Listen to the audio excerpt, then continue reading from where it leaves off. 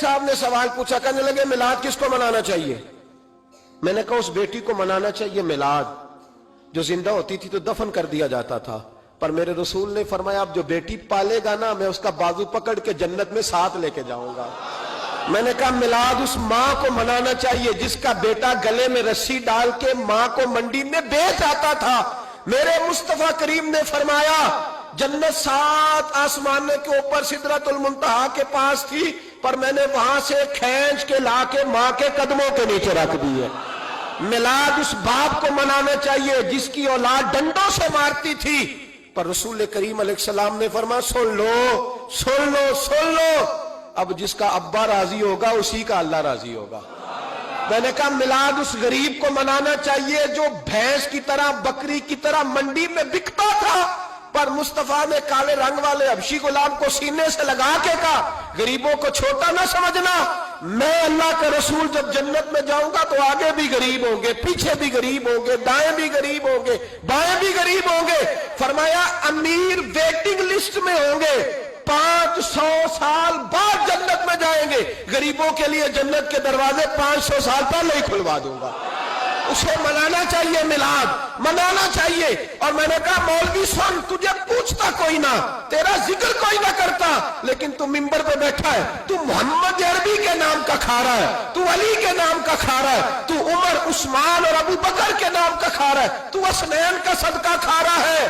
تجھے نہ تیری کبھی کسی نے برادری پوچھی، نہ کبھی تیرا کسی نے ایڈریس پوچھا، نہ کبھی کسی نے تیری سند پوچھی، لوگ تیرے نعرے لگاتے ہیں، لوگ تیرے ہاتھ چومتے ہیں۔ پھر مان جا کہ تجھے صبح بھی میلاد منانا ہے، شام بھی میلاد منانا ہے، اور تجھے یہ کہنا چاہیے خس خس جنہ قدر نہیں میرا، ایتے صاحب نو وڈیائیاں میں گلیاں دا روڑا کوڑا، ایتے محل چڑھایا سائیاں، تیرا کام تھا تیری آنکھیں بھیگی رہتی۔ اور اس بوڑھے کو بھی میلاد منانا چاہیے جس کے بارے میں میرے نبی پاک نے فرمایا سفید داڑھی والے کی جس نے عزت کی اس نے تو رب کی عزت کی، اس نے تو رب کی عزت کی میرے بھائی۔ اس مزدور کو بھی میلاد منانا چاہیے جس کے بارے میں نبی پاک نے فرمایا جو اپنے ہاتھوں پہ چھالے ڈال کے مزدوری کرتا ہے میں نے تو اسے رب کریم کا دوست بنا دیا ہے۔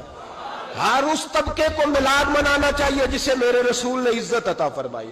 اس بہن کو بھی میلاد منانا چاہیے جس کے بارے میں نبی پاک نے فرمایا اگر کسی کا باپ چلا جائے اور اس کے حصے میں بہنیں آ جائیں، 4 بہنیں، 3 بہنیں یا 2 بہنیں بیاہ کے جو آیا تم سے، میرے محبوب نے فرمایا میری انگلیاں جڑی ہوئی ہیں نا، اس طرح میں اسے اپنے ساتھ جوڑ کے جنت میں لے کے جاؤں گا۔ اس بہن کو میلاد نہیں منانا چاہیے۔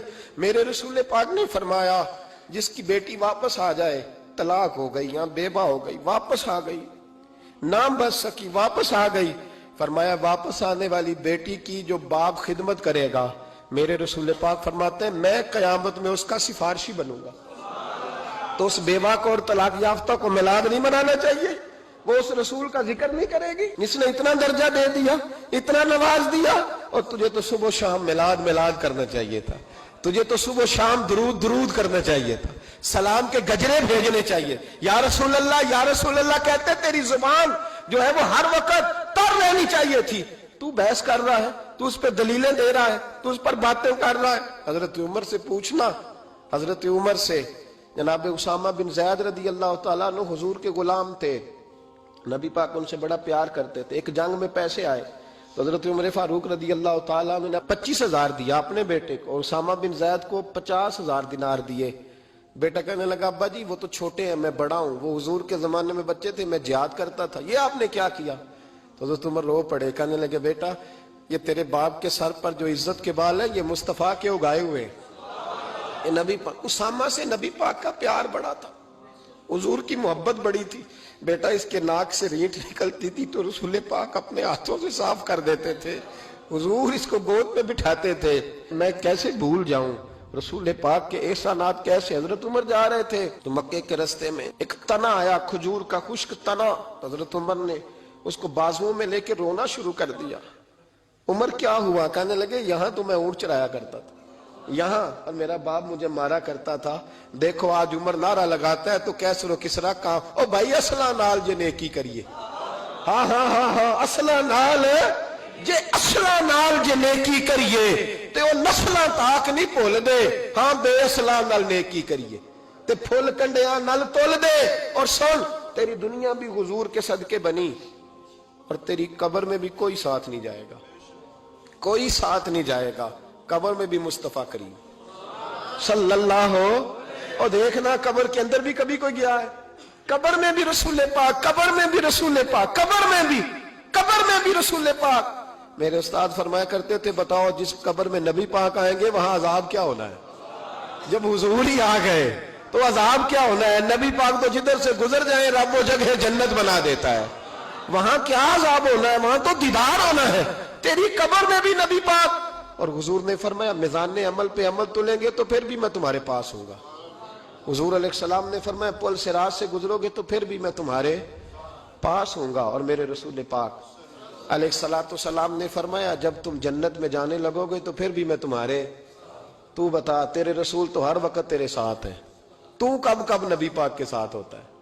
تو بتانا تو کب کب نبی پاک کے ساتھ. میں چھوٹے جلسے کا قائل ہوں, لمبی محفل میں گزارش کرتا ہوں دوستوں سے کہ لمبا جلسہ نہ کرو.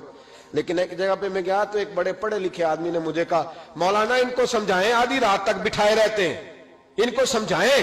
میں نے کہا میں سمجھاؤں گا پر آپ بھی ذرا اپنا لب و لہجہ تھوڑا دھیما کریں.